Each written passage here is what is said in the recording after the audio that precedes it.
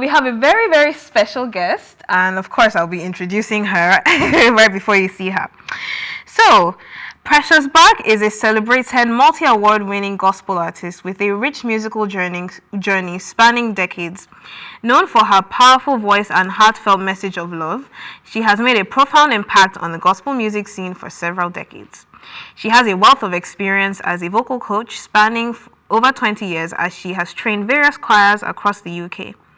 Her debut album, A New Tomorrow, in 1998, sold out within weeks of release, establishing her as a prominent voice in gospel music.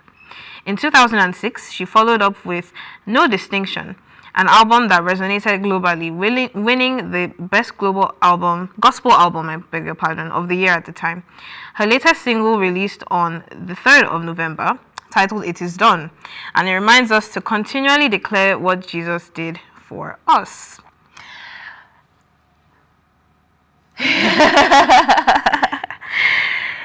Mrs. Bark, nice to meet you. Nice to have you here on the show. Looking very lovely and radiant. Glowing. I would say glowing with Jesus' joy. Yes. Glowing with Jesus' joy. It's great to have you on the show. How are you feeling today? Very well, thank you. I hope yes, good. And I hope your journey here was was smooth. Okay, so quickly we'll get into it. So please tell us a little bit about how you started music. I mean, why you chose gospel music. Why you decided to pursue it as professionally, like. Mm-hmm. Okay, well, I decided to pursue professionally because I believe music is a calling. Okay. If you're called to do something, until you do it, if you're very sensitive, you could probably be uncomfortable if you don't do what you feel you're supposed to be doing. As a young child, washing, cleaning, doing normal things in the house, I just found myself singing all the time. And then I approached my dad. I said, Dad, I'd like to do, singing full time. And he goes, are you mad? You're not thinking of becoming a lawyer, doctor, and all that. Anyway, as of that's at that time, I gave my life to Christ around the same time, 1985. So I joined my first choir in 1985, University of Lagos.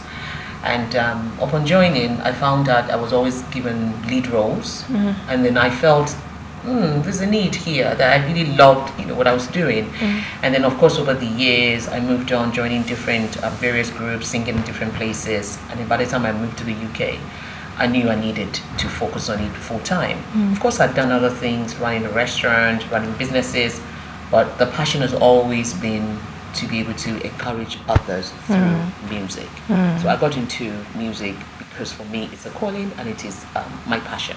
I feel fulfilled each time I get the privilege and the opportunity to sing. That's really nice. That's very inspiring. And I think it's very nice when people who are in the music industry have started from childhood. You're not just waking up and learning how to sing. And the fact that they're able to actually pursue this talent, this desire, it's very entertaining. It's very mind blowing with the dedication and everything. It's really crazy.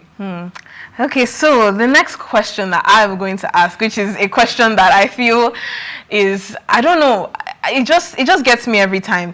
I feel like a lot of people look down on gospel music in general, besides, the purpose of, connecting with God and all of that.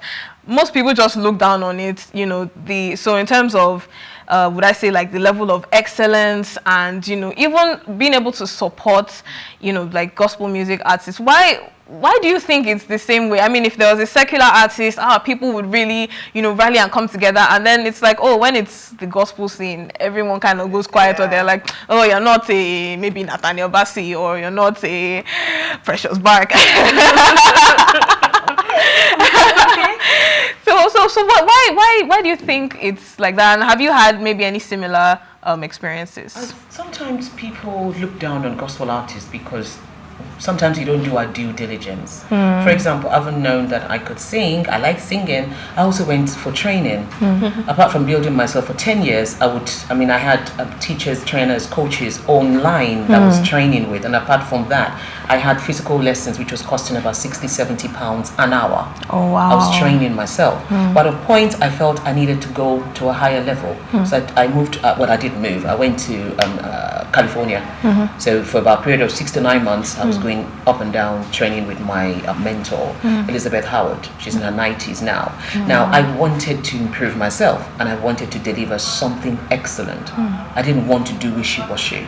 So sometimes people don't invest in themselves. But when you release, for example, my current single, friends that are not Christians at work, they listen and they're in tears. Oh, wow. So that you're able to touch them, because number one, they cannot complain that, oh, it's not to our standard, because you've done your due diligence. Yes. But at the same time, there's also that room for grace, where if your song is anointed, somehow God has a way of using it to touch people.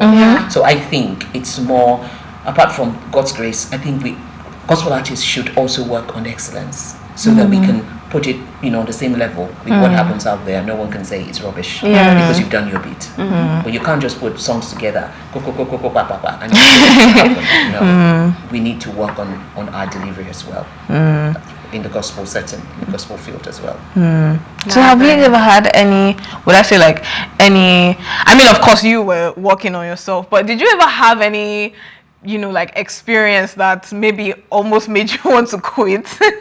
Well, I've had several experiences like that. For example, before I left Nigeria, I used to work for Lagos Sheraton Hotel. Okay. And I was part of the Sheraton band. And it was a particular day I was put there to sing. But because I was singing gospel, the guests were looking at me like, oh wow. Friday night, baby. Jesus. And that experience, I began to think, am I really supposed to be doing this? But I then had to, like Nigerians would say, I had to borrow myself brain. No, this is just someone criticizing me just because they're not saved. So sometimes experiences do affect us, but I think in my own walk with God, I'm convinced this is what I'm supposed to be doing. I focus on it. So it doesn't matter what anybody feels or what they say. That must have been quite a journey. Like, could you take us back a bit one more time on the struggles and kind of difficulties you must have faced in this career? Money. It's so straight. Honestly. So straight. You can have your gift. You can be anointed. If there's no money, like my brother was saying to me in there, he said, if there's no money to push what you're doing, you're joking. And I think the reality is, if people are honest to say, I've worked on this song, go to work. I still work. I work literally 9 to 5 to be able to push as an independent artist. I work, pay for the recording, work on the video, pay for promos. Sometimes we do all that, and then we do not push it with funds. So the struggle is there, but you need to be determined. If I'm called to do this thing, I need to push it forward. So a lot of times we record, we put it down, expecting miracle signs and wonders, but we still need to fund it and push it forward until you get to your destination. You don't stop. So if I'm to talk about any struggle, it would be money. Aside from the money aspect now, what other form of difficulty have you faced? As a mother, one of the reasons I took time out to focus on, I took about 14 years out in between 2009 and now releasing my current single. I knew my kids needed mom, needed me to be there. So that's a struggle. There were times I'll be in the kitchen cooking, and I'll see someone singing. I remember singing Sinach one day, and I was hearing I know who God says I am. And I was in the kitchen right there washing, and in me I felt like I needed to go out and sing. At the same time, it was a struggle. It was a tussle between your career and your family.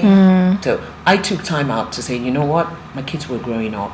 If I were to travel all over the world, something would crash. Something would, in Nigeria, you guys have helpers, daddy, uncle, aunties that will help you to look after them. But over there in England, it's you and your head. So if you leave kids at home without looking after them, they could take the kids away from you. So the struggle for me was I had to hold back when I knew I could do it, but I had to hold myself to nurture my children.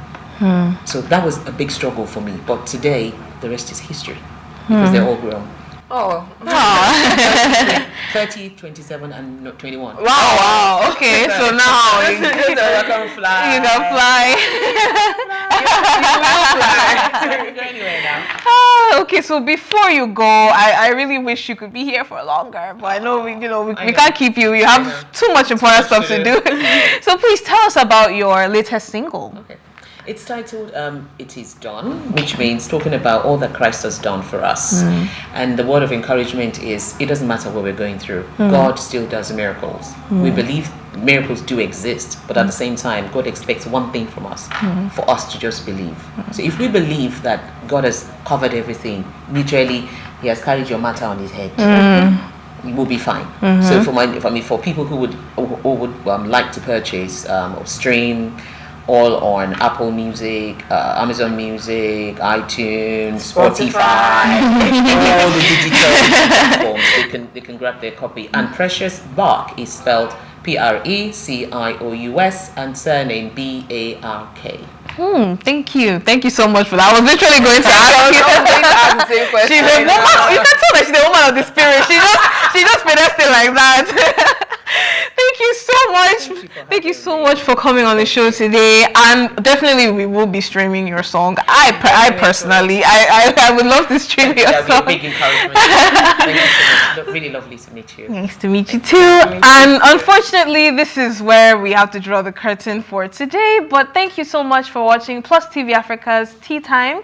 It's very big thank you goes to my co-anchor Priscilla and of course our special guest, Miss Precious Bark. And of course to you, the viewers, and of course the production team, the crew, everyone. Thank you so much. And we will see you next time on Plus TV Africa's Tea Time. My name is still Lydia and I will see you. Bye.